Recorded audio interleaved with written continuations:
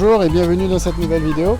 Voilà, je me trouve sur la plage de l'Ouest. On est en plein hiver austral, vous avez constaté qu'il y a beaucoup de vent. Et je profite de la demi-journée où je fais papa pizza et je surveille mes gamins pour vous faire cette petite vidéo sur un aspect que j'ai trouvé intéressant de parler, c'est sur la communication. Voilà, en fin de compte, hier, j'ai repris un peu l'activité dans la pizza avec mon employé, donc, qui est mon neveu. Et mes associés qui sont mes frères, sont actuellement en train de faire des travaux. Et donc, d'habitude, je me mets, on va dire que depuis que j'ai repris l'activité de Pizzaiolo, je suis plus sur le plan de travail en train de faire des pizzas à l'accueil. J'ai délégué l'accueil à mes frères qui ont pris le relais et moi je me concentre sur ce que je sais faire de mieux, c'est-à-dire les pizzas. Et il s'avère que lorsque j'ai repris la pizzeria au niveau accueil hier, j'avais mon neveu sur le plan de travail et moi je faisais l'accueil.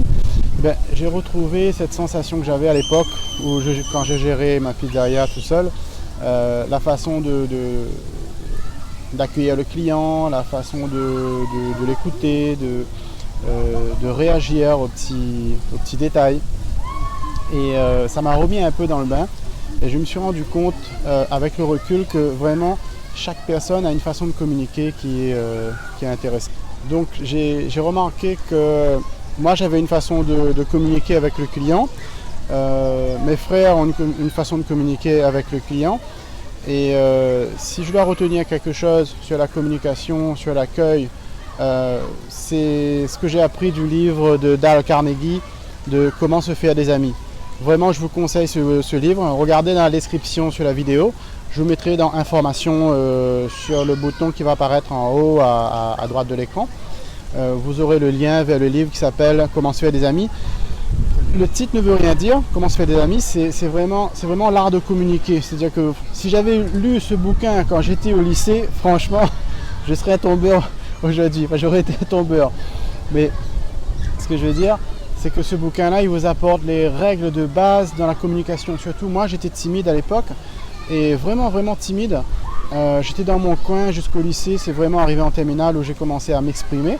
Je suis sorti avec les filles et tout. Et avant, j'étais vraiment coincé. Et si j'avais lu ce livre, Comment se faire des amis au lycée, ça m'aurait apporté vraiment énormément de choses. Rien que de me rendre confiance en moi, rien que de pouvoir vraiment savoir c'est quoi le concept de la communication. Dans la communication, si on veut avoir des meilleures relations avec les autres, il faut commencer par un conseil, c'est un des meilleurs conseils du bouquin, c'est écouter. Surtout écouter et donner un espace psychologique à la personne avec qui vous communiquez. Donc le fait d'écouter, ça donne un espace psychologique à la personne, ça lui permet d'exprimer tout ce qu'elle ressent et surtout ça détend la tension qu'il y a dans le besoin qu'a l'autre de s'exprimer. Et donc ça vous laisse un espace après pour apporter vos arguments. Et ce que j'ai remarqué, c'est que moi je suis par nature très sélectif et très perfectionniste. Et donc je suis arrivé, comme je travaillais seul, à gérer un certain type de clients et disons que je privilégiais certains clients par rapport à d'autres. C'est pas que je voulais pas de certains clients, mais comment dire, quand vous avez une certaine gamme de clients, cette gamme de clients vous rapporte la même gamme de clients avec le bouche à oreille. Si vous avez des personnes qui ne payent pas, si vous accordez, si vous restez sur le même principe de communiquer avec ces mêmes personnes, de faire venir des personnes qui ont des difficultés pour vous payer, vous allez être entouré de personnes qui vont toujours avoir des difficultés pour vous payer. C'est un exemple, mais quand vous montez une entreprise, à un moment donné, vous sélectionnez les mauvais payeurs, des bons payeurs, et vous voyez tout de suite le type de personnalité des personnes. en tant qu'entrepreneur et toujours de chiffre d'affaires. Vous savez, moi et l'argent. Hein. Donc voilà. L'idée, c'est que quand vous sélectionnez des personnes dans la communication, quand vous connaissez le type de communication qu'il faut adopter vis-à-vis de telle ou telle personne, tout de suite vous adaptez, vous arrivez à adapter votre communication par rapport à tel type de client, et ça c'est le top. Du coup, moi, comme je vous disais, j'étais très sélectif, et le fait d'être très sélectif, j'étais moins indulgent sur certaines choses, et ce qui fait que je me suis reconnu dernièrement, hier soir, donc quand j'étais en train de reprendre l'accueil à la pizza, je me suis vu accueillir un client d'une certaine façon dont j'avais jamais remarqué avant. Donc mes frères me disaient toujours, tant que le client il ramène de l'argent, on prend. Donc c'est vrai, on ne va pas refuser un client, c'est de l'argent pour l'entreprise, ça paye le salaire des employés, ça paye les charges, etc. Mais à un moment donné, si vous voulez avancer, si vous avez quelqu'un qui vous embête, vous avez un client qui est très embêtant, vous avez le choix, soit de le laisser partir, soit d'insister pour qu'il achète votre produit, mais à ce moment-là, vous allez vous trouver avec des personnes qui vont revenir, qui vont toujours vous poser problème pour dire que ça c'est pas bon, c'est bien, c'est pas bien, etc. Et vous avez le choix. Moi je faisais le choix, donc je faisais un tri. Et les personnes qui m'embêtaient, ben écoutez, je rembourssais la pizza si ça ne les plaisait pas, mais au moins si vraiment j'obtenais une critique qui indiquait que ma pizzeria n'est pas bonne parce que c'est trop salé ou que c'est trop cuit, ok, je tenais compte, je corrigeais. C'est ce qui m'a permis d'améliorer ma pizza au départ.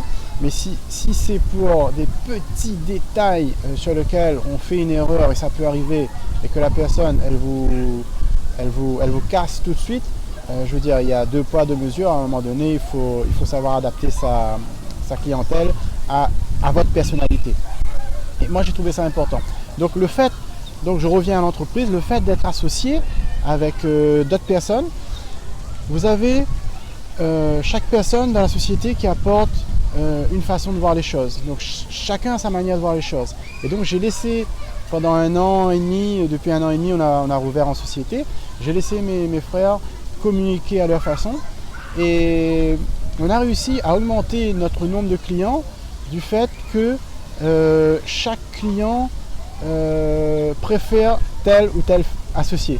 Donc voilà, tel ou tel frère, donc mes frères qui sont associés.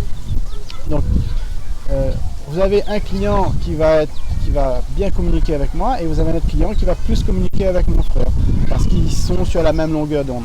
Après, comme je vous disais, si vous lisez le livre de Dale Carnegie, vous allez avoir un certain type de communication standard à adopter et donc cette communication va vous permettre de brasser large et de ramasser un maximum de clients au départ. Après, dans un deuxième temps, vous allez faire le tri de vos clients et savoir avec qui vous voulez travailler. Voilà, mais dans un premier temps, lisez le livre de Dale Carnegie et vous allez comprendre ce que je vous raconte. Moi, j'ai brassé large, j'ai obtenu beaucoup de clients. Ensuite, j'ai fait le tri dans mes clients, dans ceux avec qui je voulais travailler.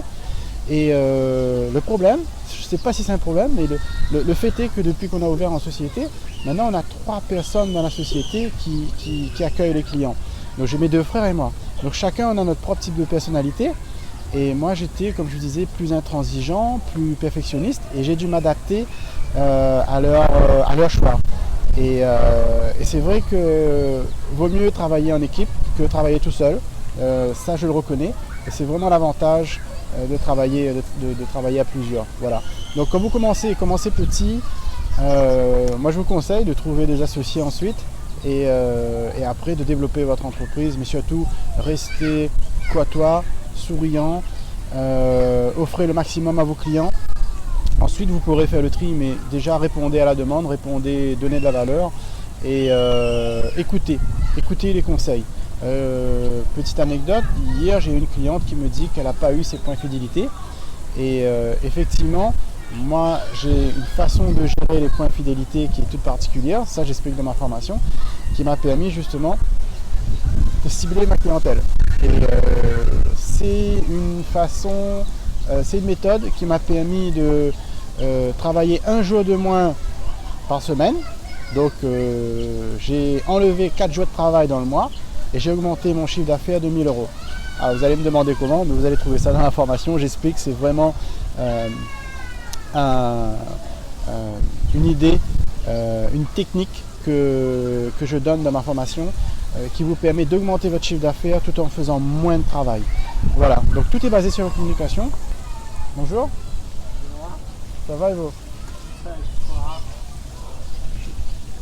Je peux continuer, je travaille. Je suis désolé.